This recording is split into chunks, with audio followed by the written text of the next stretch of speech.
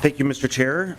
What is the motion? Are you laying this over or moving it on? You may lay over the bill for possible inclusion if you'd Perfect. like. With that, Mr. Chair, I would move House File 1601 for possible inclusion. Thank you, and Representative Lucero, begin. So presently, school buses themselves do not have, school bus drivers, I should say, don't have the authority to tell somebody to not come onto a bus, thereby it being a trespass. And so what my bill does, it would empower school bus drivers to have that authority. So if somebody comes onto a bus unauthorized, it would be considered a trespass. Very simple bill, Mr. Chair, and I do have one testifier. Okay, sir, begin with your name and testimony. Mr. Chair, good morning, and representatives. My name is John Thomas. I'm the Director of Transportation for Eastern Carver County Schools out in Chaska. I'm here to support the bill today. I'm also the Vice President of Minnesota Association of Pupil Transportation, MAPT, which is the state representation of Directors of Transportation. I'll keep my comments short because I know time is of essence for you folks, but this is very important to us. As was said, entry onto a school bus with students on it is extremely dangerous, especially in these days. We do not have the opportunity to at least start with a trespassing situation. More and more school districts, both locally and nationally, are having experiences. We've had experiences just recently in Hopkins, Winona, Anoka Hennepin School, and even my district 2 weeks ago when I had a parent get on the bus and start confronting the driver.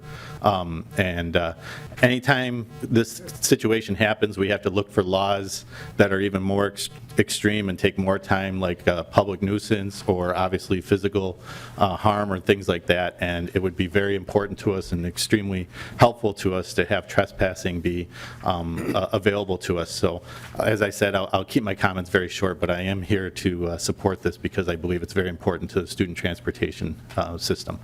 Well, thank you, sir. I have Representative Considine as a question. Thank you, Mr. Chair. What would the bus driver's responsibility be as far as enforcing it or acting on it?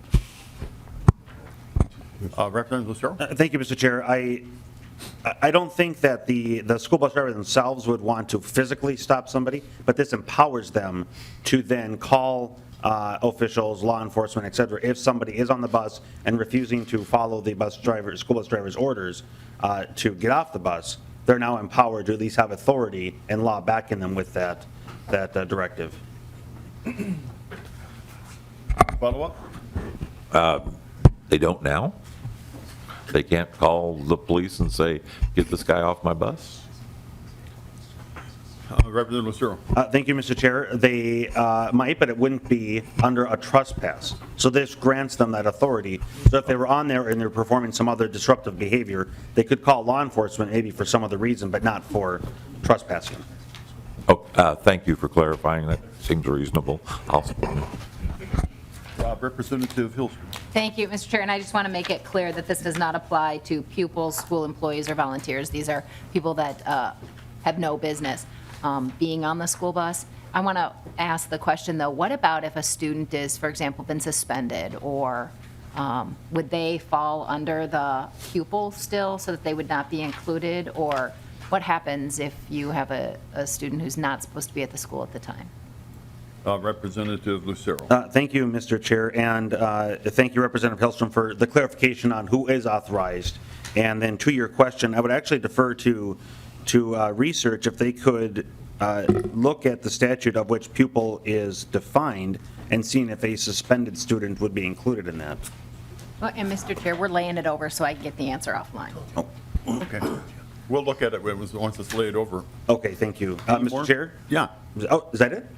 I was going to give closing. Yeah, just public testimony. It doesn't look like any, and questions from members. And if there is none, then you go ahead and close. Well, thank you, Mr. Chair. And one thing I failed to mention is back in the late 90s, I was a school bus driver myself.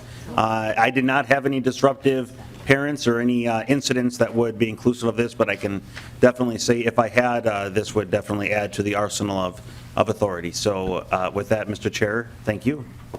Thank you. I didn't know we were. And renew your motion. I do, Mr. Chair. Okay. The bill will be held over for possible inclusion in the omnibus bill.